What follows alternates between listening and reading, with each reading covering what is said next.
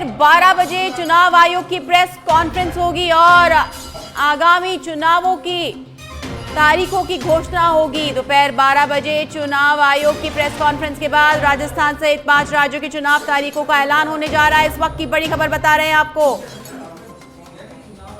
लगातार तमाम राजनीतिक दल तैयारियों में जुटे हुए हैं और अब वो दिन आ गया है, वो दिन आ जाएगा जब चुनाव की तारीख घोषित कर दी जाएगी। राजस्थान समेत बाकी 5 राज्यों के चुनाव की तारीखों की घोषणा होने जा रही है। इस वक्त का बड़ा अपडेट दे रहे हैं आपको, बड़ी खबर बता रहे हैं आपको, जिसका सभी लोग इंतजार कर रहे हैं। वो तारीख जब चुनाव आयोजित किए जाएंगे, जिसके बाद घोषणा के बाद आचार संहिता लागू हो जाएगी। आज राजस्थान सहित 5 राज्यों की चुनाव तारीखों की घोषणा हो सकती है।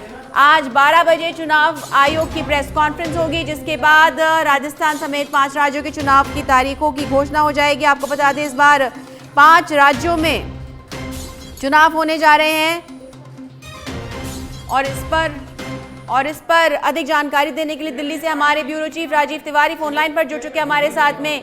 राजीव, बहुत अहम घोषणा होने जा रही है, पूरा देश इन तारीखों का इंतजार कर रहा है, क्या कुछ जानकारी? बिल्कुल सही कहा आपने। जिस तारीख का ऐलान लोग कर रहे थे, वो तारीख उम्मीद कर रहे थे, वो तारीख अब आ गया है। आज 12 बजे चुनाव आयोग प्रेस वार्ता करके जानकारी दे देगा कि 5 राज्यों में किस तारीख को चुनाव कराया जाएगा। क्योंकि देखिए, 2 दिन पहले जो बैठक हुई थी चुनाव आयोग की और ऑब्जर्वर्स की, उसमें जो है सारा रोड मैप तैयार कर लिया गया था कि राजस्थान, मध्य प्रदेश, छत्तीसगढ़, मिजोरम, तेलंगाना, यहाँ पे किस तरह से चुनाव कराना है, कितने पोस्ट की जरूरत पड़ेगी, कितने चरण में चुनाव कराना है, ईवीएम की क्या व्यवस्था है। इन तमाम पहलुओं पे चर्चा करने के बाद, तैयारी पे चर्चा करने के बाद आज का दिन बहुत ही महत्वपूर्ण है। क्योंकि आज 12 बजे, दोपहर 12 बजे जब चुनाव आयोग प्रेस वार्ता करके तारीखों का ऐलान करेगा, उसके बाद सभी राज्यों में आचार संहिता लग जाएगा। तो जिस तारीख का सभी लोग बेसब्री से इंतजार कर रहे थे, वो समय आ गया। क्योंकि लगातार जो उम्मीदवार हैं, जो मतदाता हैं और जो उम्मीदवार हैं, सभी लोग 5 राज्यों के इंतजार कर रहे थे कि कब तारीख का ऐलान होगा। तो समय आ गया, 12 बजे चुनाव आयोग प्रेस वार्ता करेगा। सबसे अच्छी बात है कि देखिए, इसके पहले जो है चुनाव आयोग ने जो जानकारी दिया है कि जो मतदाता हैं उनको किसी प्रकार की कोई दिक्कत ना हो, इसके लिए जो दिव्यांग हैं, जो बुजुर्ग हैं, वो किस तरह से अपने मत का प्रयोग करेंगे। तो इन तमाम चीजों की तैयारी कर ली गई है। आज प्रेस वार्ता करके मुख्य चुनाव आयुक्त जो है जानकारी देंगे कि 5 राज्यों में कितने चरण में मतदान कराया जाएगा, क्या कुछ तैयारी है। जो सूत्रों से जानकारी मिल रही है उसके मुताबिक अगर देखा जाए तो राजस्थान, मध्य प्रदेश में 1-1 चरण में होगा, तेलंगाना और मिजोरम में भी 1 चरण में चुनाव होगा, मतदान होगा। लेकिन छत्तीसगढ़ को लेकर 2 चरण की बात आ रही है कि छत्तीसगढ़ में 2 चरण में चुनाव कराया जा सकता है। क्योंकि छत्तीसगढ़ का कुछ इलाका जो है नक्सल प्रभावित है, लिहाजा वहाँ पे जैसे बस्तर, दंतेवाड़ा, इन तमाम जिलों में जो है सुरक्षा व्यवस्था को जो है चाक चौबंद करना पड़ता है। तो इसके हिसाब से 2 चरण की बात आ रही है छत्तीसगढ़ को लेके। बाकी 4 राज्यों में जो है 1 चरण में मतदान कराया जाएगा, इसकी जानकारी मिली सूत्रों से। फिलहाल 12 बजे तक का इंतजार करना होगा।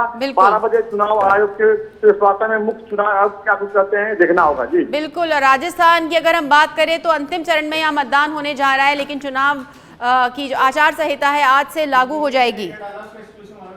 बिल्कुल, देखिए यही प्रोसेस है इलेक्शन कमीशन का। जैसे ही चुनाव के तारीखों का ऐलान होता है, राज्यों में आचार संहिता लग जाती है। तो 12 बजे जब मुख्य चुनाव आयुक्त प्रेस वार्ता करके जानकारी देंगे कि राजस्थान में किस तारीख को चुनाव होगा और कितने चरण में चुनाव होगा, कितने बूथों पे चुनाव कराया जाएगा, दिव्यांग के लिए क्या व्यवस्था की गई है, युवाओं के मतदान प्रक्रिया के लिए क्या व्यवस्था की गई है, महिलाओं के लिए, बुजुर्ग के लिए किस तरह किस वक्त फैसिलिटी चुनाव आयोग दे रहा है, यह भी देखना होगा। क्योंकि चुनाव आयोग हर बार जब किसी राज्य में मतदान होता है तो अपने हिसाब से वहाँ के जो मतदाता हैं उनको जागरूक करने के लिए तमाम अभियान चलाता है और लोगों को बताता है कि मत, आपका एक मत जो है लोकतंत्र को मजबूत करने के लिए बहुत बड़ा मत होता है और आप इसका प्रयोग जरूर कीजिए।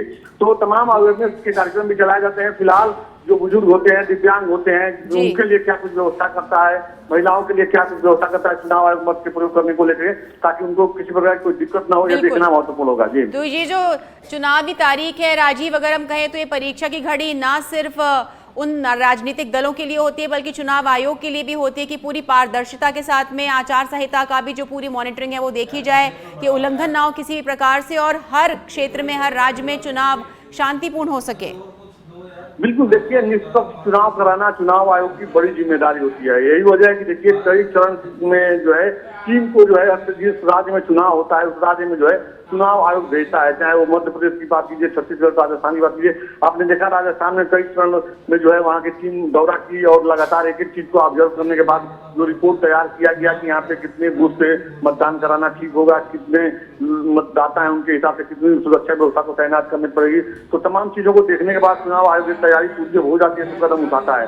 फिलहाल यही कहा जा सकता है कि चुनाव आयोग ने अपनी पूरी तैयारी कर ली है, क्योंकि जब पिछले दिनों ऑब्जर्वर के साथ जब उसकी बैठक हुई कम से कम में उसमें 900 ऑब्जर्वर जुड़े हुए थे और तमाम जो दूसरे राज्यों के जो प्रशासनिक अधिकारी हैं जिनको राजस्थान, मध्य प्रदेश, छत्तीसगढ़, तेलंगाना, मिजोरम में चुनाव कराने की जिम्मेदारी दी गई है, वो सभी लोग जुड़े हुए थे। तो उस समय सारी प्रक्रियाओं पर चर्चा हो गई थी और बस सभी लोगों को यही इंतजार था कि चुनाव आयोग प्रेस वार्ता करके तारीखों का ऐलान करता है। तो आज जो है सुबह मैसेज आ गया चुनाव आयोग की तरफ से कि 12 बजे, दोपहर 12 बजे मुख्य चुनाव आयोग प्रेस वार्ता करके जानकारी देंगे कि 5 राज्यों में कितने चरण में चुनाव कराया जाएगा, कितनी पुलिस बल की व्यवस्था की जा रही है। इन तमाम बिंदुओं पे जो है वो सब चर्चा भी करेंगे और जानकारी भी देंगे। जी बिल्कुल राजीव, अगर हम बात करें कि आचार संहिता लागू हो जाएगी तो एक बार दर्शकों को बताएं कि ऐसी कौन कौन सी गतिविधियां हैं जिस पर अब पूरी तरह से रोक लग जाएगी और किस तरह से चुनाव का प्रचार प्रसार आगे चल सकेगा। बिल्कुल, देखिए चुनाव आयोग के प्रेस वार्ता के बाद आचार संहिता लग जाता है और आचार संहिता लग जाने के बाद कोई भी जो है सरकार के आदेश का जो है या सरकार जो है कोई इस तरह का निर्णय नहीं लेगी जिससे लगे कि उसी पार्टी को फायदा पहुंचेगा। चाहे तमाम जो शिलान्यास हो रहे हैं, उद्घाटन हो रहे हैं, तमाम योजनाओं की जो जानकारी दी जा रही है, इन सब पर पूर्ण विराम लग जाता है। सरकारी होर्डिंग नहीं लगाए जाते हैं और चाहे वो केंद्र के हों या राज्य के हों, तमाम चीजों पर ध्यान देना पड़ता है नेताओं को। बहुत से नेता उसका हमें जो है बोल जाते हैं और आचार संहिता का उल्लंघन हो जाता है, तो आपने देखा होगा बड़ा मामला बन जाता है। तो ऐसे में जो है राज्य सरकार अभी तक तमाम जो जानकारी दे रही थी, घोषणा कर रही थी और तमाम योजनाओं की जानकारी दे रही थी, प्रस्तुति देने की जो बातें सामने आ रही थी, उन तमाम बिंदुओं पर अब पूर्ण विराम लग जाएगा। आचार संहिता लगने के बाद जैसे ही तारीख का ऐलान होगा उसका रुक जाएगा सब। जी राजीव, अगर हम बात करें प्रचार प्रसार की तो लगातार जो दलों के जो दौरे हैं, बड़े नेताओं के, तमाम राजनीतिक दलों के दौरे हैं, जो जनता को साधने की कोशिश है, अब वो किस तरह से अलग मोड़ लेगी, किस तरह से आगे जाएंगे? बिल्कुल, देखिए चुनाव प्रचार में बस चाहे वो मुख्यमंत्री अशोक गहलोत की बात करिए या उनकी सरकार की बात कीजिए, राज्य में उन्होंने क्या कुछ किया है और अगर उनकी सरकार बनती है तो क्या कुछ करेंगे, इसी को लेकर जनमानस के बीच जाते हैं कि 5 सालों में उन्होंने कितना बेहतर प्रशासन दिया और जनमानस के लिए क्या कुछ किया और फिर अगर उनको जनता मौका देती है तो उनके लिए क्या कुछ कर सकते हैं। और यही बातें जो है दूसरे दलों के लिए भी लागू होती है, जो भी चुनावी मैदान में जाते हैं और जनमानस का भरोसा जीतने की पूरी कोशिश करते हैं, वादा करते हैं कि अगर हम चुनाव जीत गए तो क्या कुछ करेंगे, आपके लिए बेहतर से बेहतर करेंगे।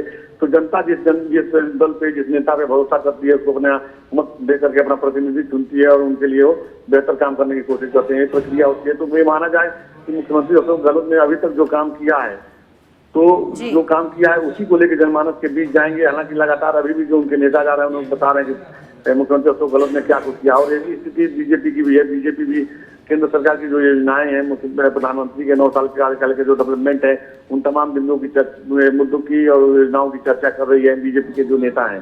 तो अपने अपने हिसाब से लोग जनमानस का भरोसा जीतने की कोशिश में लगे हुए हैं। फिलहाल हम लोग को देखना होगा कि 12 बजे मुख्य चुनाव आयुक्त क्या कुछ करते हैं, कितने चरण में राजस्थान में चुनाव कराया जाएगा। हालांकि जो सूत्रों से जानकारी मिल रही है 1 चरण में कराया जाएगा और छत्तीसगढ़ एक ऐसा राज्य है जहाँ पे 2 चरण में चुनाव कराने की बात सामने आ रही है, क्योंकि छत्तीसगढ़ में नक्सल प्रभावित जो क्षेत्र हैं वो बहुत ही संवेदनशील हैं, नक्सली हमले होते रहते हैं। ऐसे में पैरामिलिट्री, मिलिट्री फोर्स की बात कीजिए, स्थानीय पुलिस की बात कीजिए, भारी संख्या में पुलिस बल तैनात करने पड़ते हैं और मतदाता को किसी प्रकार की कोई दिक्कत न हो इसको ध्यान में रखते हुए वहाँ पर मतदान प्रक्रिया को संपन्न कराना होता है। तो जो जानकारी मिल रही है कि छत्तीसगढ़ में 2 चरण में चुनाव कराए जाएंगे। जी बिल्कुल राजीव, और आज अगर हम बात करें CWCP की अहम बैठक होने जा रही है, 10:30 बजे वो बैठक होगी और 12 बजे जो चुनाव की तारीखों के ऐलान हो सकता है। किस तरह की बातें अब चर्चा में आएंगी, किन किन मुद्दों पर चर्चा हो सकती है इस अहम बैठक में? बिल्कुल सही कहा आपने। देखिए कांग्रेस CWC की जो बैठक हो रही है इसमें सबसे बड़ा जो मुद्दा है इस समय देश भर में जो चल रहा है, जातिगत जनगणना कराने की बात सामने आ रही है।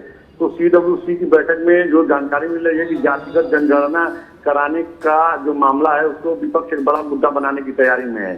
तो यह तो होगी, साथ ही पार्टी किस तरह से चुनावी मोड में जाएगी, क्या जनमानस का भरोसा जीतने के लिए क्या कुछ करना होगा, इन तमाम महत्वपूर्ण मुद्दों पर चर्चा होगी CWC की बैठक में। जी बिल्कुल राजीव, अगर हम बात करें आचार संहिता की तो हम ये जानते हैं कि घोषणाओं पर पूरी तरह से बैन लग जाएगा, बहुत सारी गतिविधियां राजनीतिक उन पे बैन लग जाएगा। लेकिन अगर हम बात करें यात्राओं की, जन संबोधन की, जनसभाओं की, तो उसमें किस तरह से, हमारे दर्शकों को बताइए, किस तरह से कोई भी राजनीतिक दल प्रचार प्रसार कर सकता है? देखिए, बिल्कुल सही कहा आपने। जो चुनाव का जो समय आता है, आचार संहिता लग जाने के बाद जो है बहुत ढेर सारी चीजें बदल जाती हैं। जैसा कि अभी आप देखिए, चाहे मुख्यमंत्री की बात कीजिए या प्रधानमंत्री की बात कीजिए, ये जिस तरह से चुनावी राज्यों में जा रहे हैं और लगातार 1000 करोड़ का शिलान्यास और आधारशिला रखा जा रहा है, उद्घाटन किया जा रहा है, इन तमाम कार्यक्रमों पर रोक लग जाएगा। अब चुनाव की आचार संहिता लग जाने के बाद जो राजनेता होते हैं, जो सरकार में जो लोग होते हैं, उनको तमाम चीजों पर बिल्कुल राजीव, बने रहिए आप हमारे साथ में। हमारे साथ जुड़ रहे हैं जयपुर से हमारे संवाददाता लोकेश ओला। लोकेश, बड़ी घोषणा होने जा रही है, बड़ा ऐलान होने जा रहा है 12 बजे, क्या कुछ अपडेट?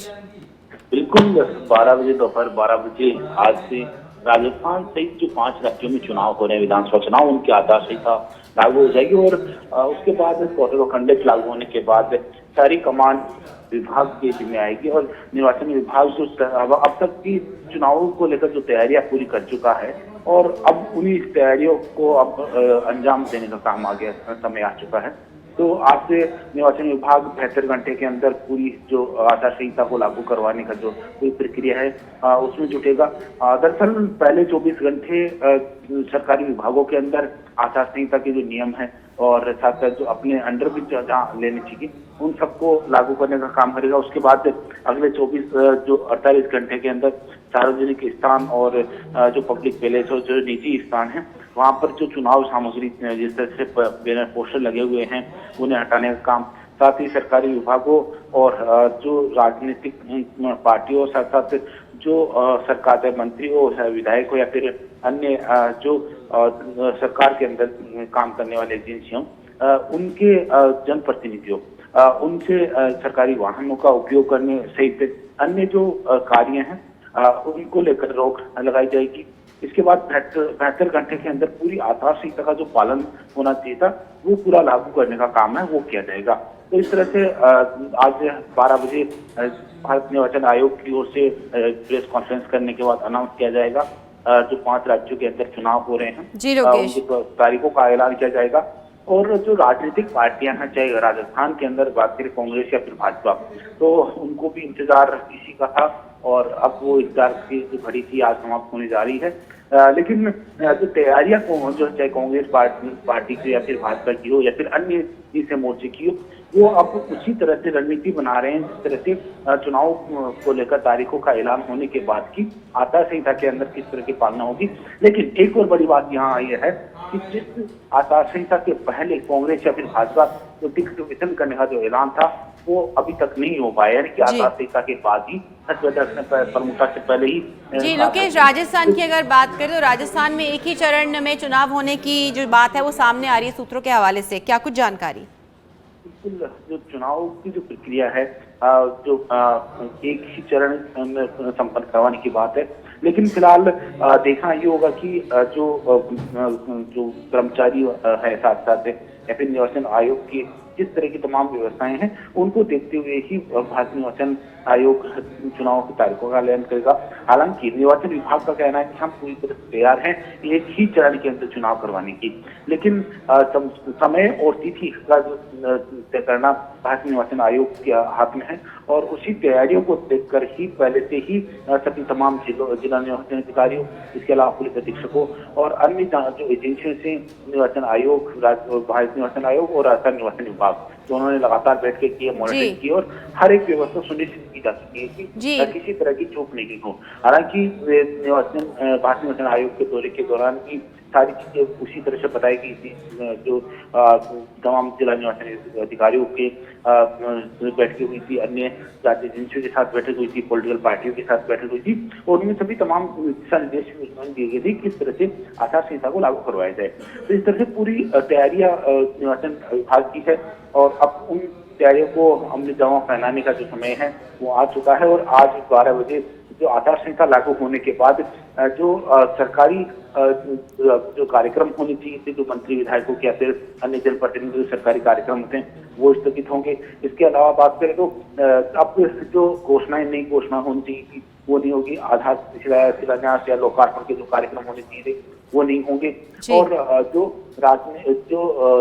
नई घोषणाएं या फिर बात करें तो नए जो काम शुरू होने चाहिए थे वो नहीं होंगे। हालांकि सरकार की ओर से अब तक की जो घोषणा की जा चुकी है या फिर जो काम प्रक्रिया में है या फिर जो शुरू हो चुके हैं वो काम नहीं रुकेंगे। उसको लेकर भी निवासी विभाग की ओर से अलग से निर्देश हैं। इस जी लोकेश, आप बने रहिए हमारे साथ।